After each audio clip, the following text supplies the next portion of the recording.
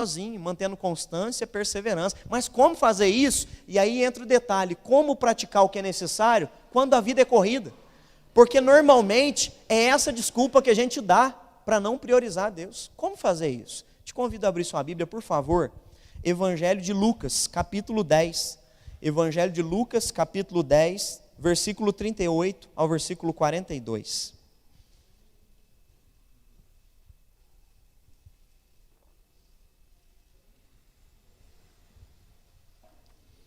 Evangelho de Lucas, capítulo 10, do versículo 38 ao versículo 42. Amém? Diz assim: indo eles de caminho, entrou Jesus num povoado, e certa mulher chamada Marta hospedou na sua casa. Tinha ela uma irmã chamada Maria, e esta quedava-se assentada aos pés do Senhor e ouvia-lhe os ensinamentos. Marta, agitada de um lado para o outro, ocupada em muito serviço. Então se aproximou de Jesus e disse: Senhor, não te importas que minha irmã tenha deixado que eu fique a servir sozinha? Ordena-lhe, pois, que venha ajudar-me.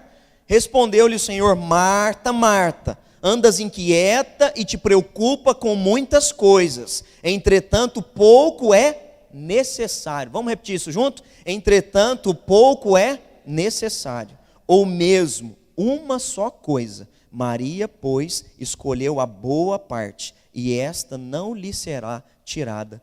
Amém. Feche seus olhos. Deus, nós temos vivido em dias, Deus, onde nós temos muita coisa para fazer. Como Marta, a gente às vezes se pega numa vida onde a gente está cercado de atividades.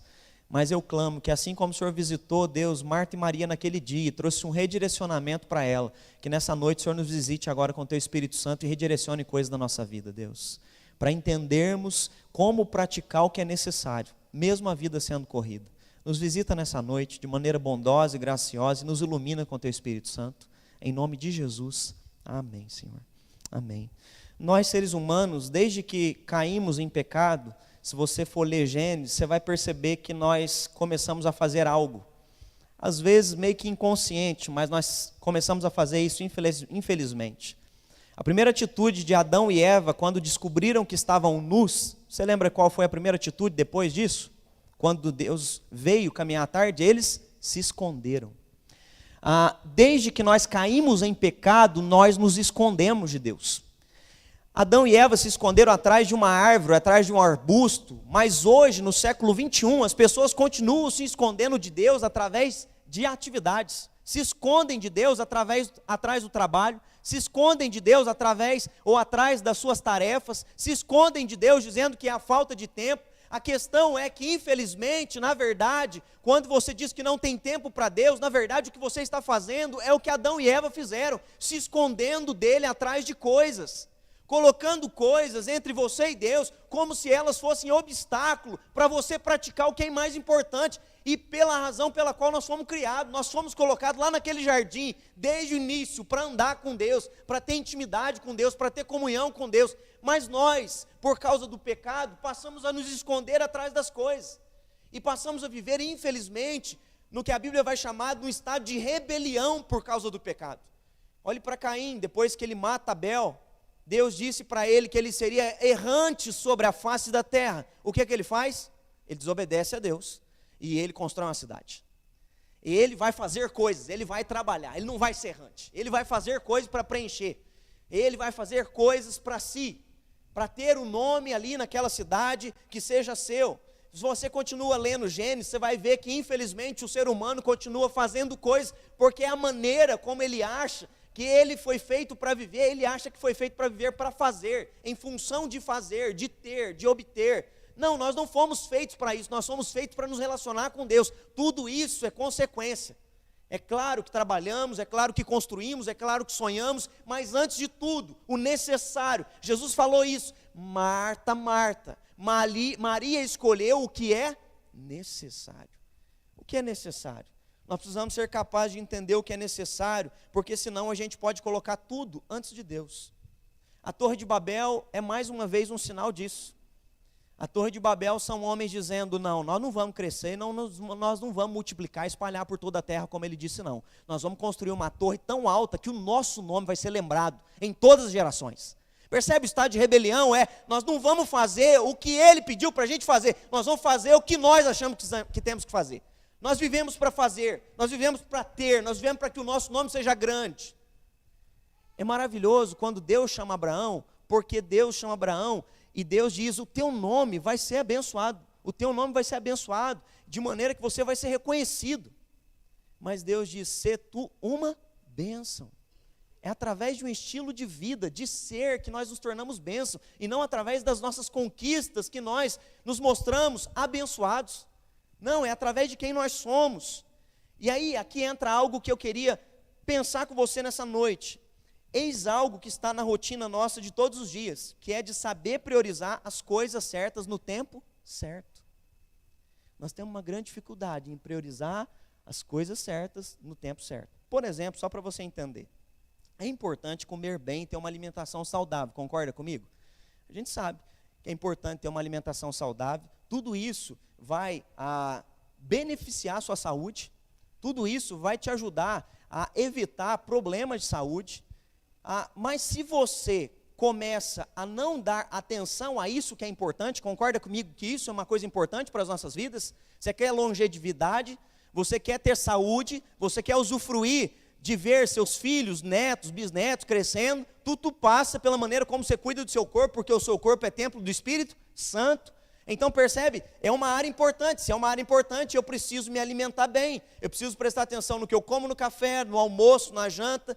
Mas se eu não coloco isso como prioridade, e eu começo então a pensar, nossa, hoje eu tenho que sair mais cedo para trabalhar, então eu já não tomo café. E aí, se eu tenho que sair mais cedo para trabalhar, vou trabalhar na cidade vizinha, nossa, não tenho tempo de almoçar. E aí já começo a comer um fast food, já passo numa lanchonete aqui, passo a colar. E isso foi um dia, dali a pouco, que era para ser só um dia na semana, já virou 3. Dali a pouco você percebeu que já são 7 dias. Dali a pouco já foi um mês, aonde você não almoça direito, não janta direito. E dali a pouco você se vê numa vida, e eu conheço pessoas assim, que já estão aí às vezes 10, 15 anos, com uma alimentação irregular, até que, bum, estoura alguma coisa na saúde. Nossa, mas eu me alimento tão bem. Não, você idealizou algo que você acha que é um bom alimento. Mas o estilo de vida, entre o urgente e o importante, acabou atropelando você. E isso não acontece só com a saúde, isso acontece com a vida espiritual. Tem um bocado de gente que dizendo Deus é a prioridade, mas você começa a viver de maneira tão corrida e inquieta, que dali a pouco você não se alimenta mais, você não busca mais a presença de Deus, você não lê a Bíblia, você não ora, e você não usufrui dos benefícios que é da filiação em Cristo Jesus, o Espírito Santo habitando em você, a palavra de Deus, que é a própria palavra, Jesus Cristo se manifestando a nós. A gente não usufrui disso, e dali a pouco a Bíblia vai dizer, o apóstolo Paulo fala isso aos coríntios, há muitos dentro da igreja fracos e doentes na fé.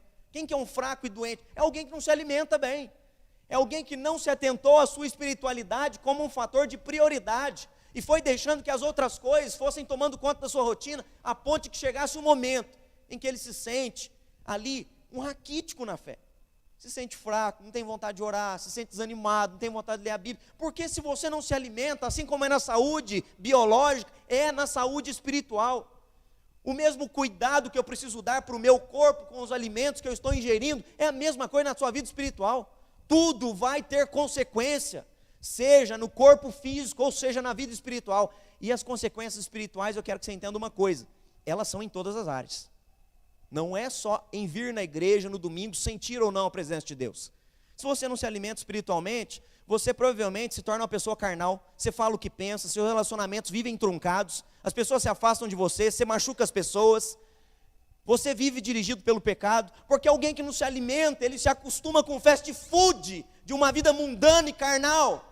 Fazer coisas erradas é normal, todo mundo faz, todo mundo come. E começamos a aceitar a vida corrida como se fosse uma naturalidade. Não. Nós precisamos entender o que é necessário. Nós precisamos entender o que é importante, mesmo que a vida seja corrida. E aí, nessa noite eu queria conversar um pouquinho com vocês. Como praticar o importante, como praticar o necessário numa vida corrida. Jesus foi visitar Marta e Maria no texto que acabamos de ler. E quando Jesus chega ali, Jesus era bem próximo dessa família, se você ler os evangelhos. Quando o irmão delas morre, Lázaro, elas mandam chamar Jesus. Lembra da ressurreição de Lázaro? Lázaro é irmão de Maria e de Marta. Mas esse texto, Lázaro não aparece no texto. Jesus chegou de uma viagem, está ele e os 12 discípulos, e quando ele chega dessa viagem ali, eu não sei se você se atentou, mas o versículo 38 mostra quem recebe Jesus, é Marta. Marta recepciona Jesus e acolhe Jesus naquele dia. Marta o recepciona e quando os discípulos chegam, o texto começa a mostrar para nós como é que as duas estão vivendo esse dilema. O dilema de entender o que é importante e necessário, ou o dilema de fazer as coisas de maneira rápida, porque a gente tem muita coisa para fazer, a gente não pode perder tempo. Aí, Jesus então chega, provavelmente ele se direciona para a sala, Maria o acompanha, Marta fica na cozinha, e ela está fazendo muitas coisas, e nesse texto Jesus vai nos ensinar como praticar o importante no meio dessa vida corrida, de maneira muito simples. Primeiro, ensinamento, versículo 39 e 40, tinha ela uma irmã chamada Maria, e quedava-se assentada aos pés do Senhor, a ouvir-lhe os ensinamentos. Essa é a atitude de Maria. A escolha de Maria é assentar-se e ouvir Jesus. A escolha é a seguinte: Marta agitava-se de um lado para o outro, ocupada em muitos serviços. Então se aproximou de Jesus e disse: Senhor, não te importas que a minha irmã tenha deixado que eu fique aqui a servir sozinha? Ordena-lhe que venha ajudar-me. São duas escolhas. E a nossa vida, o primeiro ponto dessa mensagem nessa noite, para você entender, se você quer fazer o que é importante, o que é necessário no meio de uma vida corrida, entenda, tudo passa por escolhas. O primeiro ponto é escolhas. Quais são as tuas e as minhas escolhas? E nós fazemos escolhas diariamente. Quer você pense nelas ou não, você está tomando escolha todo dia. Você pode escolher agir, ou às vezes você escolhe não agir, você escolhe ser um omisso, deixar de agir, é pecado também. Então, o pecado não é só a ação, o pecado também é a omissão. E aqui nós temos esse cenário. O que significam escolhas? Escolhas significam preferência que se dá a alguma coisa. Todo dia a gente dá preferência a alguma coisa, concorda comigo? Quando você acorda, você acabou de dar preferência a alguma coisa. O que é que você vai fazer? Você acabou de dar preferência, aquilo vem em primeiro lugar. Todo dia a gente faz escolhas. Se você acabou de tomar café, escovou o dente, vai sair para trabalhar, você está dando preferência, a próxima coisa que você vai fazer. No dia de folga, você tem preferências, você faz escolhas, nós fazemos escolhas todos os dias. Quando sai de serviço, você sai do serviço e faz escolhas. Quando você chega em casa, você faz escolhas. Você está fazendo escolhas constantemente. Nós diariamente realizamos escolhas. Marta é quem recebeu Jesus. E eu não sei se você percebeu, mas o espírito de Marta, o jeito de Marta, é muito parecido com o que a gente vive no século 21, de uma agitação constante. E aí, quando a gente vive numa agitação constante, a gente anda agitado e inquieto. Agitado porque eu sempre estou fazendo alguma coisa. Inquieto porque eu já estou pensando na próxima coisa que eu vou fazer. Você é assim ou não?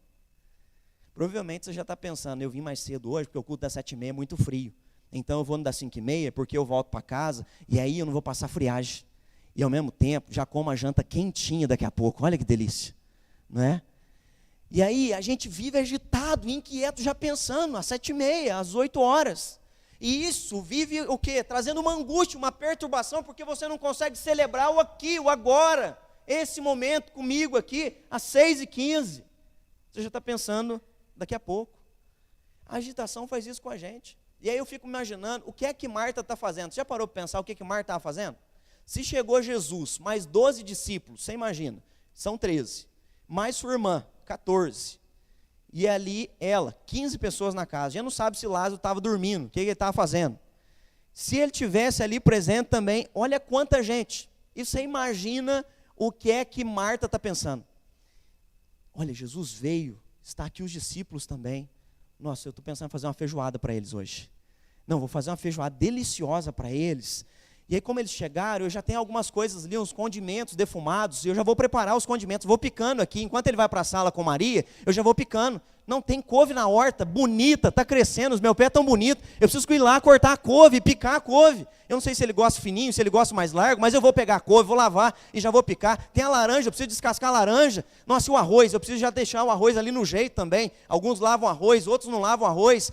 Se frita ou não frita, se põe na panela elétrica. E aí cada detalhe, Marta está agitada, inquieta, pensando, como é que eu vou servir? Não é só ele, tem mais 12 junto com ele. Meu Deus, é um bando. Como é que eu faço esse negócio agora?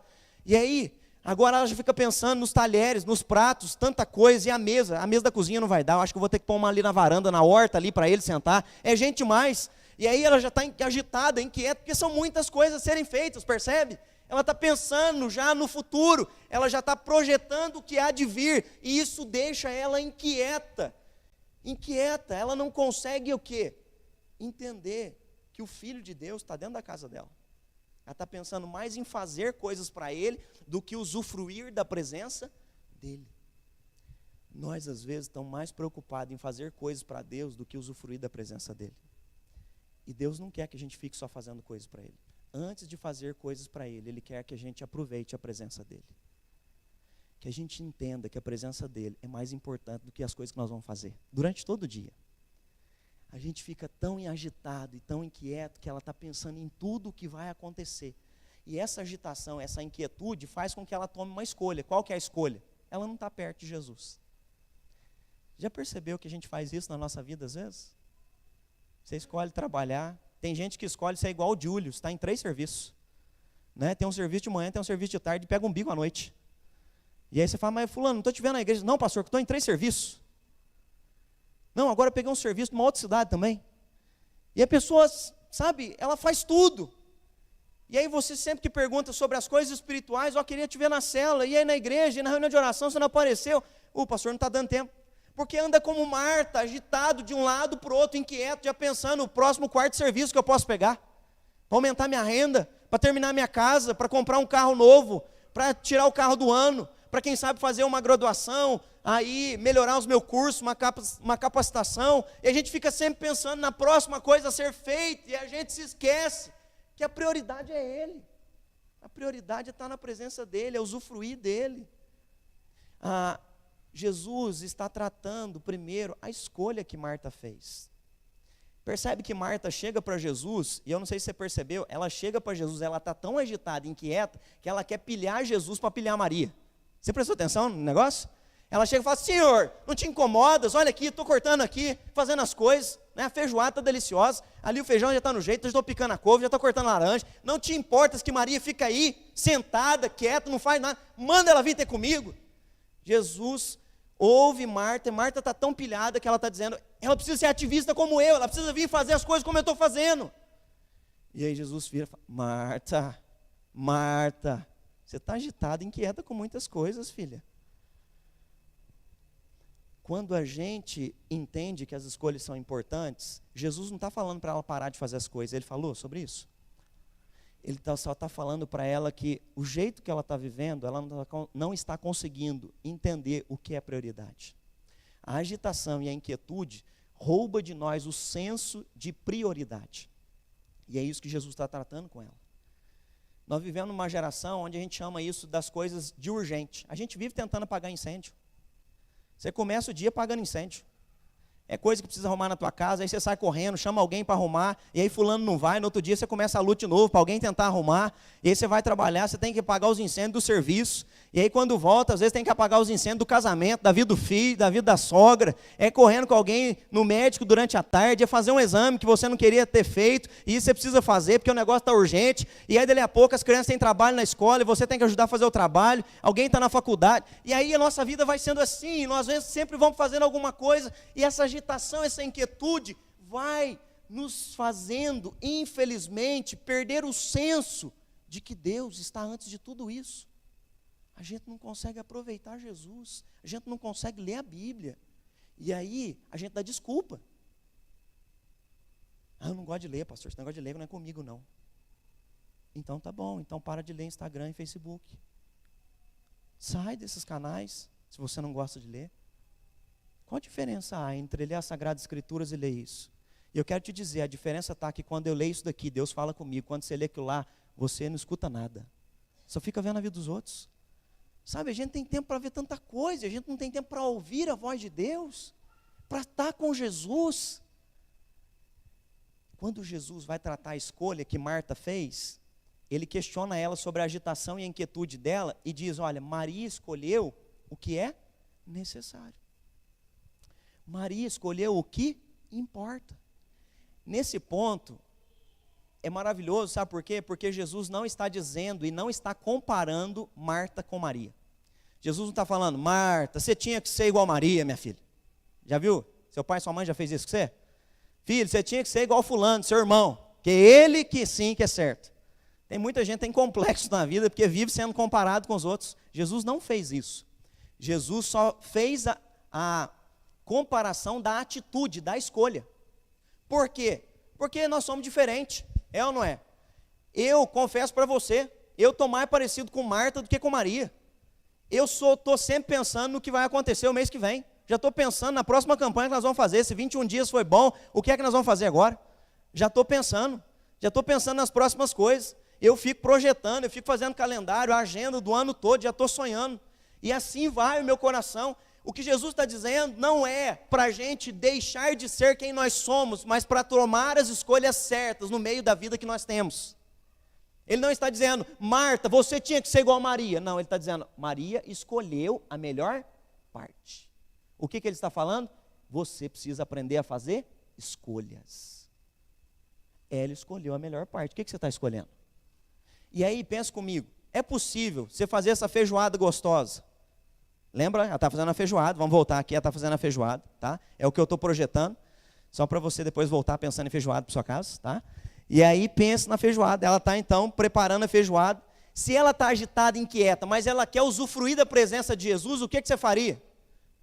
Jesus, não fica na sala não, vem aqui, ó, senta aqui ó, perto do fogão de lenha, enquanto eu vou cortando as coisas, o senhor fica sentado e o senhor vai ministrando, porque eu já aproveito para ir ouvindo o senhor e vou fazendo as coisas. Eu vou cortando a couve, enquanto Maria também vai me ajudando, Pedrão vai cortando a laranja, Tomé faz alguma coisa, meu filho, agiliza o processo aí. Ela coloca todo mundo para fazer e ao mesmo tempo todo mundo ouve. Por quê? Para ela não é a performance, não é fazer o que importa é a gente estar junto e a gente ouvir Ele. Percebe? É possível fazer as coisas ouvindo Ele. É possível continuar tendo atividades e programações na tua vida, mas sempre ouvindo Ele. Mas tem gente que fica tão focada em fazer que ele não consegue nem conversar enquanto cozinha. Tinha uma pessoa que me convidava em Alfenas para jantar, e eu me lembro quando a gente ia jantar com ele, ele punha até aquelas luvinhas pretas para cozinhar. E aí quando chegava eu falava para ele, você quer ajuda na cozinha? Você quer... Não, pastor, por favor, aqui tudo é no detalhe. Ele era tão metódico que, sabe, a cebola tinha um centímetro exato, não podia cortar de outra jeito, porque eu fazer para ele tinha que ser uma perfeição, só ele podia fazer. Eu lembro um dia que ele descobriu uma carne diferente lá, eu falei, você quer que eu vou ligando na frigideira? Não, pastor, tem que selar. Percebe? Para ele o fazer é tão importante que ele não conseguia usufruir da nossa presença junto, querido. O bife é importante, mas o mais importante somos nós conversar. A comida só vai o quê? Só vai trazer um momento mais gostoso ainda. Mas o mais gostoso é a comunhão, é a intimidade. Não é o que nós vamos fazer. A gente depois vai brindar com esse banquete, sabe, gastronômico, mas o importante é que enquanto a gente faz, a gente está junto. A gente conversa, a gente dialoga, a gente tem comunhão. E ela não conseguiu experimentar isso, porque ela quer fazer tudo sozinha. Tem gente que está cansado porque está tentando viver a vida sozinha, sem Deus. E eu quero dizer para você que se você continuar assim, você vai ficar como Marta, agitado e inquieto. E depois perguntando, Deus, o senhor não está vendo tanto que eu estou fazendo? E o que Jesus vai dizer para você é, querido, só uma coisa importa. Não é o tanto de coisa que você está fazendo. Então, primeiro pense nas suas escolhas. Quais escolhas você está fazendo? A escolha de Marta ou a escolha de Maria? Um segundo ensinamento aqui que esse texto traz para nós, além das escolhas, que nós precisamos aprender, é que nós precisamos aprender a redirecionar a nossa atenção. Olha o versículo 41, olha a resposta que Jesus vai dar quando ela questiona, e aí, Maria?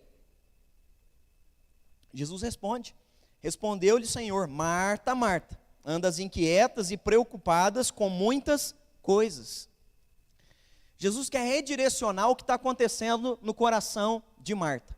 Gente que é proativo, gente que pensa sempre em fazer a próxima coisa, normalmente ele tem a tendência de ser ansioso. Eu não sei se você sabe, mas saiu uma pesquisa da OMS dizendo que nós, o Brasil, somos o país mais ansioso do mundo.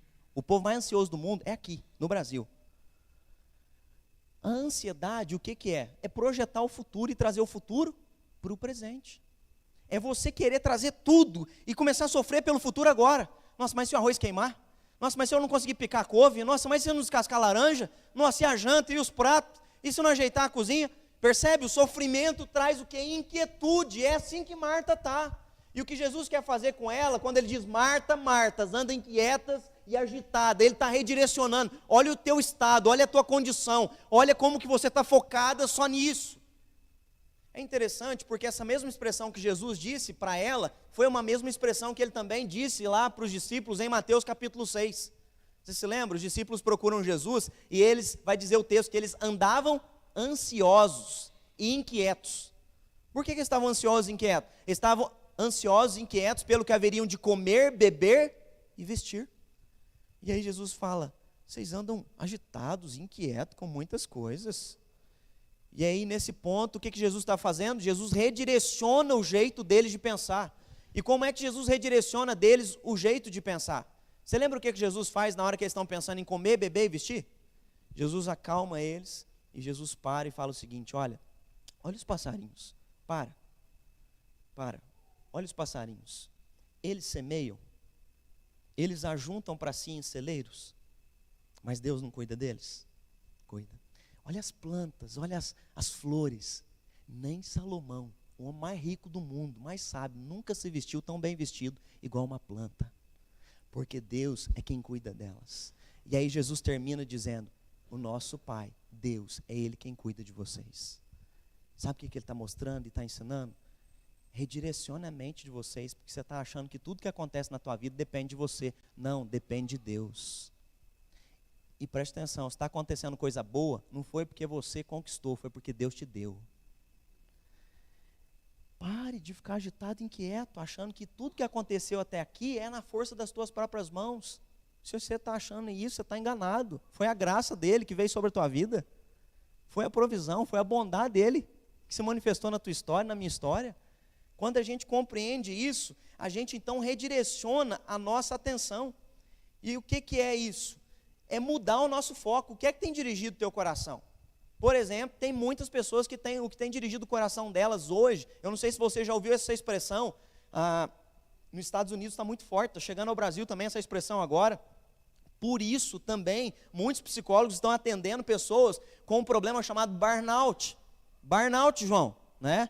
Quando eu falo burnout, o João fala: mas que negócio que é esse, pastor? Você falou inglês aí, não estou entendendo nada. Burnout significa esgotamento.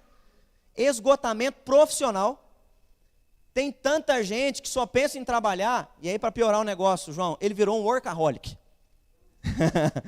Workaholic é viciado em trabalho.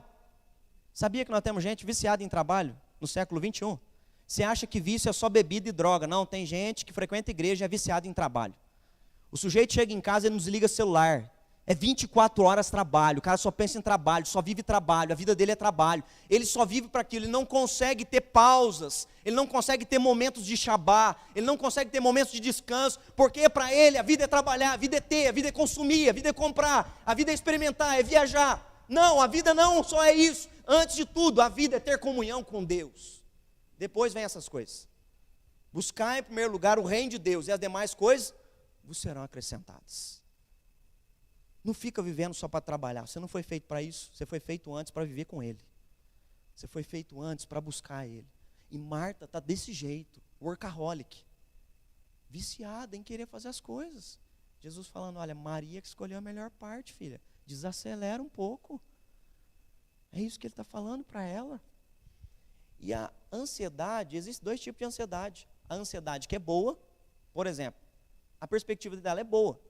Jesus chegou, provavelmente está cansado, eles estão com fome. Eles precisam de comer. Essa é a ansiedade boa, certo? Eu penso no que precisa ser feito e eu vou lá e resolvo. A ansiedade ruim, que nós chamamos ela de ansiedade nociva, é aquela em que eu projeto só dando coisa errada no futuro. Olha aí, eu estou fazendo tudo sozinha, Maria está aí, folgada, e se as coisas começarem a dar errado? Percebe que a ansiedade dela já está nociva, ela começa a ficar agitada e agressiva, com Maria. Como se Maria tivesse culpa da agitação e da inquietude do coração dela, e tem um bocado de gente vivendo estresse dentro do casamento, estresse no relacionamento, porque está inquieto com tudo que tem que fazer, e explode com o outro, explode com o filho, explode com o pai, explode com a mãe. Por quê? Porque a atenção está focada no que fazer, na ansiedade que está te consumindo. Redirecione a tua atenção. Redirecione a atenção para onde? Para Deus. Olha, Deus cuida das aves, Deus cuida das flores, Deus vai cuidar de nós. Pastor, mas eu estou assim, o que eu faço? Já cheguei nesse ponto. A boa notícia é que a palavra de Deus vai dizer: lançai sobre Ele toda a vossa ansiedade, porque Ele tem cuidado de vocês. Lança a tua ansiedade nessa noite. Sai daqui com uma escolha. Senhor, eu quero redirecionar minha vida. Foram 21 dias maravilhosos da gente poder continuar experimentando a tua presença. E o meu anseio, Senhor, é que antes de tudo, eu anseio por estar na tua presença. Eu sei que eu tenho que continuar fazendo coisas, eu sei que amanhã você tem que agarrar no serviço, eu sei que amanhã você tem muitas coisas a serem feitas, eu sei que é fim de semestre, professor, né, está subindo para as paredes que tem que entregar as notas, eu sei que tem que lançar no sistema, eu sei que é corrido, eu sei que é final de mês, eu sei das demandas, eu sei. Mas antes de tudo, eu sei que é mais importante a gente olhar para Ele. E essas coisas não consumir o nosso coração. É mais importante a gente se aquietar. Tem gente que vive direcionado pelo prazer, vive direcionado pelo fazer, vive direcionado por pessoas. Tem gente que o que dirige a vida dela é viver em função do outro, em função do cônjuge, em função do filho, em função do pai, da mãe. Não, nós não vivemos em função nem de ter, nem de fazer e nem de pessoa alguma. Nós vivemos por meio dele, e para ele são todas as coisas. Quando você começa a colocar alguém antes de Deus, sabe o que isso está se tornando? Idolatria. E quando você coloca qualquer coisa antes de Deus, você vai se frustrar. Quando você coloca ídolos, não na parede, mas dentro do teu coração, isso te afasta da presença de Deus. Tem gente que o que está afastando elas não é o tanto que ela trabalha, mas é o tanto que ela se dedica só para alguém. E ela diz: eu não posso ir, pastor, nesse horário fulano está lá em casa. Eu não posso ir, pastor, porque nesse horário ciclano está lá em casa. Nós temos relacionamentos, mas antes de tudo vem Deus. Nós temos afazeres e compromissos pessoais, mas antes de tudo, o primeiro grande mandamento é amarás o Senhor teu Deus de todo o teu coração, de toda a tua alma, de toda a tua força, de todo o teu entendimento. Depois é que vem, amarás o próximo como a ti mesmo. Antes de qualquer pessoa, eu amo a Ele primeiro. Nós precisamos redirecionar e mudar o nosso foco. Quando nós olhamos para Jesus, Jesus ele redireciona o foco das pessoas. Lembra Pedro? Eu já preguei aqui várias vezes de Pedro. Pedro era alguém que começou a andar com Jesus e ele era focado em si mesmo. Ele achava que ele era muito bom, ele achava ótimo. Ele batia no peito dizendo: Senhor, os outros discípulos aqui são meia boca, são pecadores, vão falhar com o Senhor em algum momento, mas eu jamais falharei contigo. Né? O Senhor está falando que vai morrer, que vai ser traído. Senhor, jamais te abandonarei. Na hora que precisar, eu vou estar lá e vou morrer junto com o Senhor. Eu morro por causa do Senhor. Ele se achava tão bom e Jesus precisa deixar que ele passe a provação e experimente a humanidade, a vulnerabilidade, para ele cair em si e perceber que ele é um pecador como os outros. E na hora que ele cai em si, aí Jesus fala: pronto, Pedro, agora você está pronto para apacentar os meus cordeirinhos. Agora você se viu como ser humano. Você depende de quem, filho? De mim. Agora você pode me seguir. Às vezes você vem para a igreja e você vive essa vida pensando como Pedro: tudo que está dando certo na tua vida é porque você é bom demais. Você foi o melhor na faculdade, você foi o que passou na prova em primeiro lugar, você nunca bombou, você nunca repetiu. Você é digno de estar onde você está. Olha a excelência da tua vida. Olha o quanto você é produtivo na área que você está. Ninguém faz o que você faz. Olha a mentira que Satanás joga na tua cabeça. Você é demais. E como você é demais, você tem que aproveitar mais a sua vida consigo mesmo. Seja feliz, se realize, corra atrás dos seus sonhos. Isso é a mentira que Satanás quer jogar para a gente. Não, tudo que tem dado certo foi porque Deus cuidou de nós. foi porque Deus provisionou, nos capacitou, nos deu uma boa educação. Se eu passei na prova, foi porque de fato me preparei para aquilo e de fato fui abençoado por estudar e preparar e chegar naquele local que eu estou, aonde Deus me capacitou para estar. Quando eu vou entendendo que tudo é dependência dEle, que foi recurso que Ele mesmo provisionou para mim, o orgulho, a soberba vai embora. E eu então redireciono a minha vida. Eu dependo dEle, continuo dependendo dEle. Quer continuar fazendo com excelência? Quer ser melhor do que você já é? Continua na dependência dEle, porque você pode ser. Mas continua dependente dEle. Não caia nesse engano de achar que as coisas dependem de você. E eu não sei você, mas sabe quais os momentos que Deus redireciona a minha vida? Os momentos que Deus redireciona a minha vida é na hora que eu paro para conversar com Jesus. Os momentos que Deus redireciona a minha vida é no secreto, é quando eu paro para orar. Os momentos que Deus redireciona a minha vida é quando a gente para conversar com Deus. E aí preste atenção, se você não para conversar, você está como Marta, agitado, inquieto de um lado para o outro.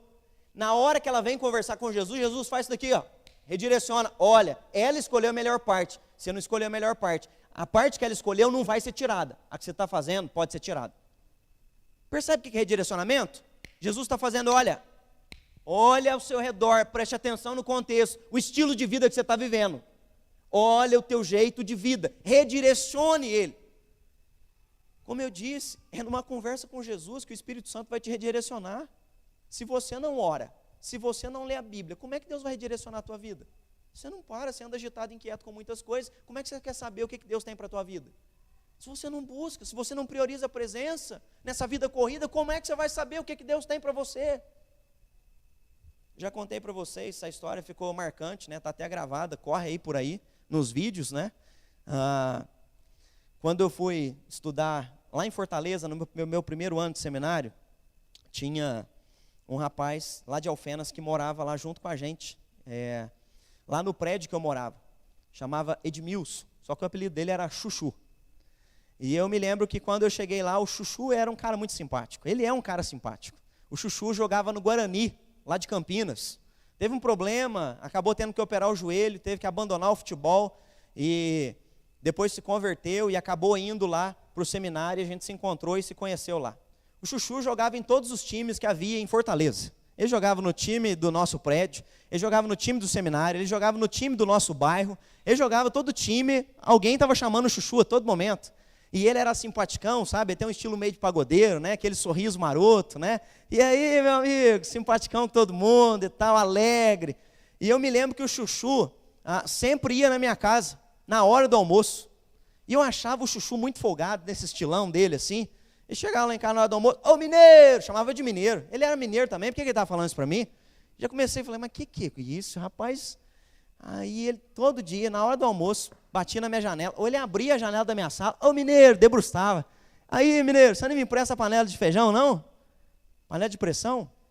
Falei, rapaz, a panela está cozinhando. Eu não tinha geladeira em Fortaleza, então você imagina, o feijão que eu fazia, eu comia, senão o trem azeda.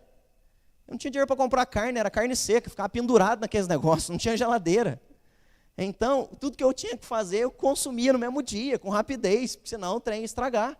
E todo dia ele sabia, eu fazia uma xícara de feijão para o trem não estragar no outro dia. Era igual maná, a porção certa para não apodrecer. Mas todo dia na hora do almoço, ô mineiro, presta a panela aí. Ô Chuchu, mas você está vendo, rapaz, todo dia eu faço feijão, você viu que eu não tenho geladeira? E aquilo ali foi me trazendo implicância.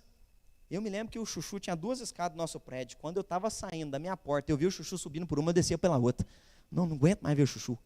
No seminário, nós jogávamos bola, eu me lembro disso. A aula terminava 10h30 da noite, nós ia começar a jogar bola 11 horas. Tinha uma quadra no seminário.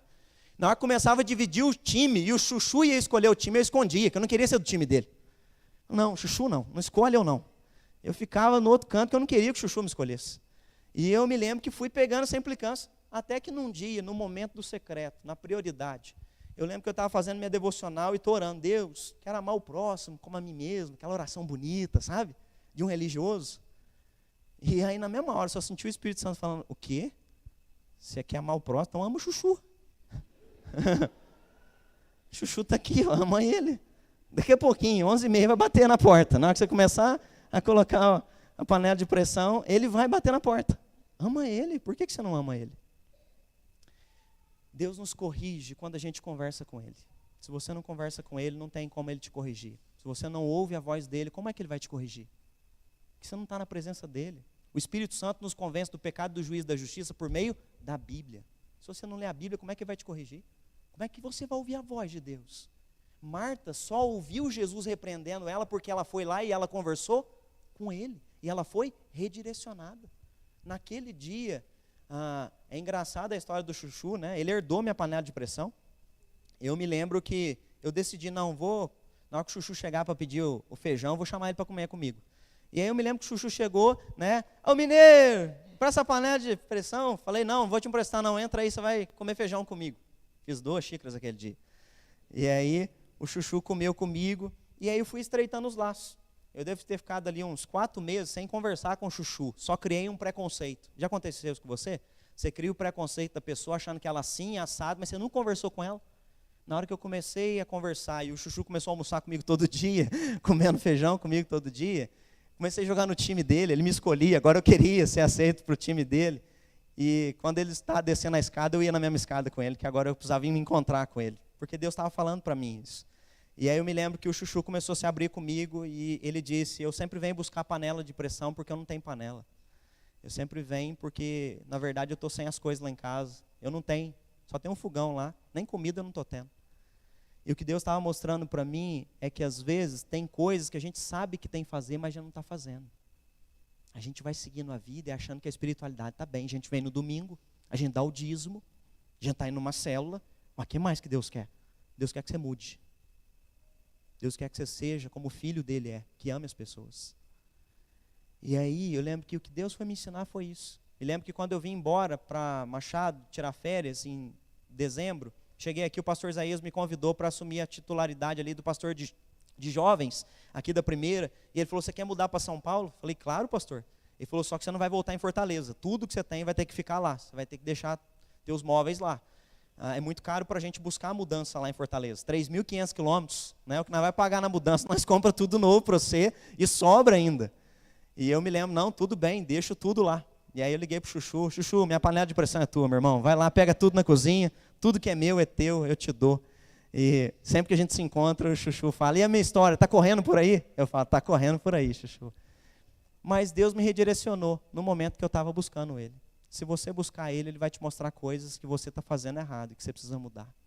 Redirecione o seu foco. Às vezes você está achando que está tudo normal, e não só numa área da tua vida, às vezes emocionalmente você não está bem. E sabe o lugar de terapia melhor que você vai poder experimentar? É ali, conversando com Ele. É ali, na presença dEle, se abrindo, contando frustração, contando dor, trauma. Ali Ele vai te tratar. Mas você precisa entrar na presença dEle e colocar para Ele. Marta está agitada e inquieta. Jesus está mostrando para ela o porquê que ela está, porque ela está ansiosa. E Ele está tratando ela. Então entre na presença de Deus e deixa Deus tratar a sua vida em nome de Jesus. Um terceiro ponto aqui, para a gente concluir a nossa mensagem. Olha o que diz o versículo 42, para a gente encerrar. Jesus disse para Marta que Maria escolheu o que era necessário. Ele diz assim, entretanto, pouco é necessário. Ou mesmo uma só coisa. Maria, pois, escolheu a boa parte, e esta não lhe será tirada. Um terceiro ensinamento, além de redirecionamento de Deus, nós precisamos entender o que é necessário. Esse é o terceiro ponto, o necessário. O que é necessário? Nós estamos vivendo tão agitado que a gente não sabe o que é urgente e o que é necessário. Urgente são os seus afazeres. O necessário é o que é prioridade. O necessário é que você não pode ficar sem. A expressão necessário significa absolutamente preciso. Necessário é essencial. Necessário é indispensável. O que é necessário? É Ele. O que é indispensável, o que é necessário e o que é absolutamente preciso e essencial é Jesus. A feijoada, a couve, a laranja, é tudo gostoso, mas não é o essencial. O essencial é Ele. Isso a gente vai celebrar o banquete junto, mas Ele é o essencial nessa casa, não a comida. O essencial na tua e na minha casa não é o que a gente compra, não são os móveis que a gente adquire, não é o tamanho da nossa casa, é se Ele está lá dentro junto com a gente. Isso é o necessário. Isso é o mais importante. Antes de resolver as coisas urgentes, precisamos buscar a Deus para entender o que é necessário. O necessário é o que sustenta a gente. E é interessante porque Jesus diz aqui para ela, no finalzinho do texto que lemos, ela escolheu a boa parte. E a expressão necessário e boa parte podem ser traduzidas também, sabe, como porção. Achei isso fantástico. O que Jesus está dizendo, ela escolheu a porção que ela precisa. Ela escolheu a melhor parte. Ela escolheu uma porção que não lhe pode ser tirada. O necessário, a porção que eu e você precisamos todo dia, sabe quem vai dar para nós? É Deus. A porção que você precisa para amanhã, segunda-feira, né? Ai, pastor, mas eu precisava da live de novo, 6h30. Não, quem dá a porção nunca foi eu, foi Deus. Na verdade, nós só fizemos uma live para te animar.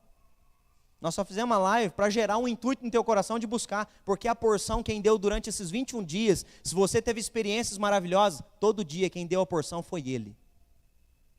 É Ele que vai continuar dando a porção todo dia, mas você precisa querer buscar a porção dEle. Você precisa querer entrar na presença dEle. Marta estava tão agitada e inquieta que ela não estava recebendo a porção. E aí, entenda uma coisa, gente que não busca a porção em Jesus, vive descontente.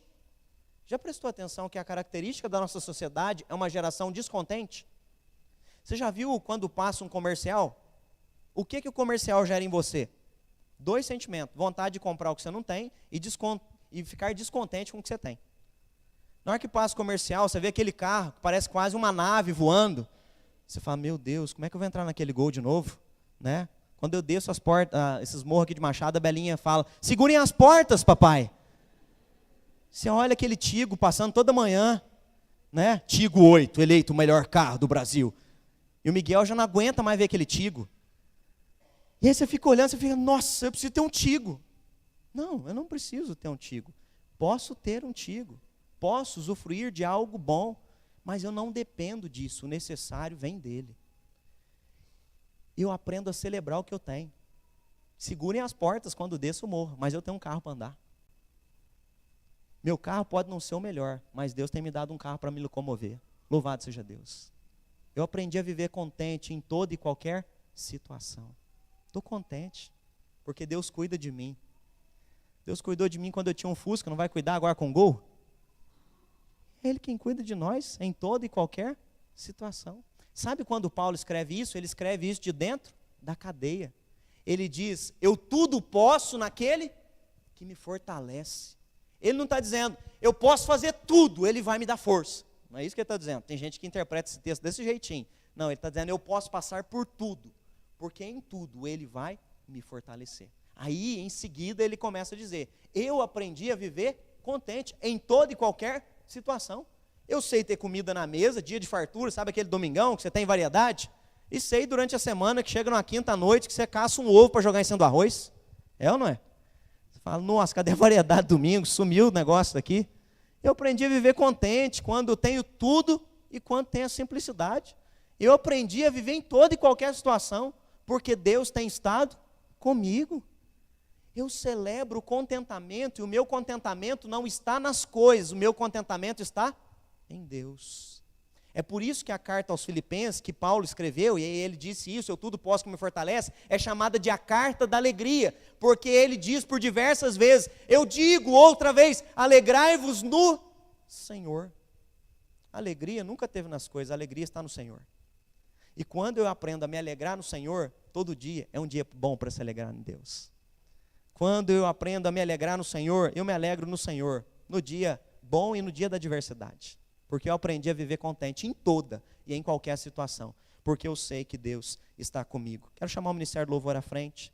O salmista declara, quando você lê o Salmo 23, você pode pensar, mas o que é isso? Como é que ele declara isso? Ainda que eu ande pelo vale da sombra da morte, não temerei mal algum, porque o teu bordão e teu cajado, eles me consolam. O que o salmista está declarando é, o mesmo pastor que me leva para os campos verdejantes, para as águas de descanso, que guia-me pelas veredas da justiça, é o mesmo pastor que quando eu estiver no vale, vou sentir o bordão e o cajado dele. Por isso, ele é meu pastor. E se ele é meu pastor, nada me faltará. Eu vou ter a porção dele, todo dia, em todo momento, de tudo que eu precisar. O que Jesus estava ensinando para Marta, naquele dia, naquele momento, naquela correria, era isso. Olha as suas escolhas. Deixa eu redirecionar a sua vida. E que você possa entender o que é necessário para você. O que é necessário sou eu. Isso não pode ser tirado de você. O que eu tenho para te dar, isso é o que você precisa. Não é o que você vai me dar, é o que eu tenho para te dar. O que é necessário é o que Deus tem para nos dar. O que nós necessitamos vem dele. A jornada devocional se encerrou, as lives podem terminar, mas as nossas escolhas podem continuar todas as manhãs, dizendo: Senhor, nós escolhemos estar na tua presença. Nosso intuito, nosso desejo de priorizar a Deus pode continuar. Redirecione a sua atenção todos os dias, continua buscando a Deus, continua orando, igual a gente fez, lê um versículo, medita nele e depois ora em cima dele, ora clamando esse versículo para a aplicabilidade dele sobre a tua vida. E na hora que você começar a orar, lembra que eu estava orando? Senhor, me ajuda a amar o próximo. Então ama o chuchu, filho. Começa a orar na Bíblia, começa a orar ouvindo a voz de Deus, ele vai começar a falar com você. E ele vai começar: mas você está pedindo para eu fazer isso, mas e aquilo lá na tua vida? Olha o jeito que você está agindo, olha colar. Ele vai te redirecionando. E conforme você for buscando, todo dia, ele vai te dando o necessário para você vencer mais um dia. Ele vai te dando o necessário para aquele dia. Ele vai nos dando a porção diária do que nós precisamos. É por isso que ele encerra Mateus 6, depois de dizer, no versículo 36, buscai. Em 33, ele diz: buscar em primeiro lugar o reino de Deus, demais coisas vos serão acrescentadas. E no versículo 34, ele conclui dizendo: a cada dia basta o seu próprio mal. O dia de amanhã tem as adversidades da manhã, mas Deus vai nos dar a porção necessária para a gente vencer as lutas de amanhã em nome de Jesus. Se a gente continuar no meio de uma vida corrida, buscando o que é importante para nós, o que é necessário para nós. O nosso convite é: continue buscando a Deus em nome de Jesus. Continue fervoroso. Não deixa essa chama apagar no seu coração, não. Feche seus olhos e faça esse compromisso com Deus nessa noite. Senhor, eu sei que a minha vida é corrida, mas antes de tudo, eu preciso do Senhor. Eu sei que eu tenho as metas para bater na empresa lá esse mês, mas sempre foi o Senhor que me fez bater as metas. Eu sei que eu preciso fechar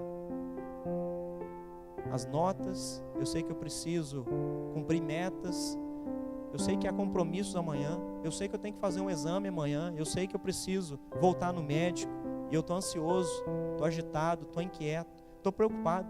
Senhor, o Senhor sabe que eu estou com um sonho de construir, o Senhor sabe que eu estou com um sonho de comprar alguma coisa, mas o Senhor sabe também da situação, da crise econômica, eu estou preocupado com isso. O Senhor sabe que nós estamos com expectativas familiares, e as crises têm vindo sobre nós. Coloca sobre ele toda a tua ansiedade, toda a inquietude. Como Marta chegou na presença de Jesus, chega na presença dele nessa noite. Conversa com ele. Leva para ele a tua ansiedade. E ao mesmo tempo escute a voz dele agora. Deus, nós estamos na tua casa nessa noite.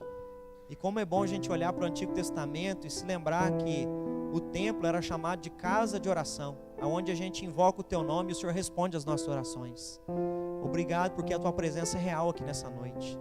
Deus, em nome do teu Filho Jesus Cristo, nós queremos clamar ao Senhor, Deus, que nós possamos aprender a fazer as escolhas certas todos os dias.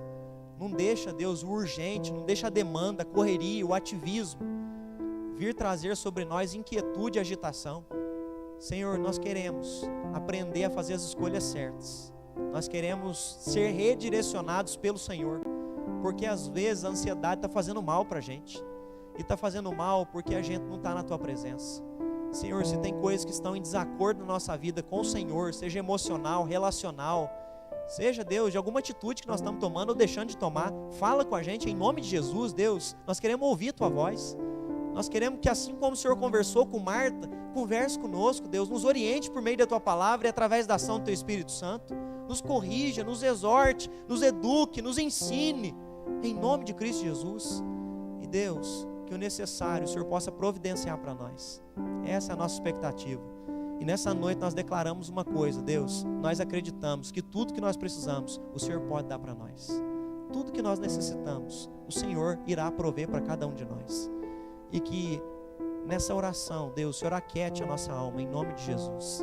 E nos ajude a na correria da vida, que começa amanhã de novo, a gente sempre buscar aquilo que é importante no Senhor antes. Em nome de Jesus.